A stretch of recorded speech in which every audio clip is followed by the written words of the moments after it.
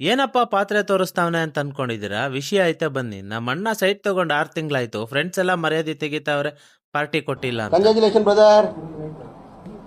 ಅಬ್ಬಬ್ಬಬ್ಬ lottery. Congratulation brother, congratulation. 5 KG chicken ಬಿರಿಯಾನಿಗೆ 5 KG chicken gravy ಮಾಡಿಸ್ತಾವನೆ.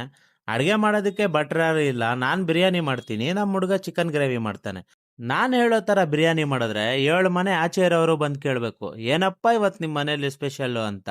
Biryani ಗಮ್ಲು ಆ ಥರ ಇರುತ್ತೆ. ಇದಕ್ಕೆ ಹಾಕೋ ಮಸಾಲೆ ಏನಂದರೆ ಮೈನು ಪುದೀನ, ಪಾಲಕು, ಮೆಂತ್ಯ ಸೊಪ್ಪು, ಕೊತ್ತಂಬರಿ, ಮೆಣಸಿನ್ಕಾಯಿ ಇವು ಎಣ್ಣೆಯಲ್ಲಿ ಹಾಕಿ ಬಾಣಲೆಯಲ್ಲಿ ಲೈಟಾಗಿ ಹುರ್ಕೊಂಡು ಈ ಥರ ನುಣ್ಣಗೆ ಪೇಸ್ಟ್ ಮಾಡ್ಕೋಬೇಕು.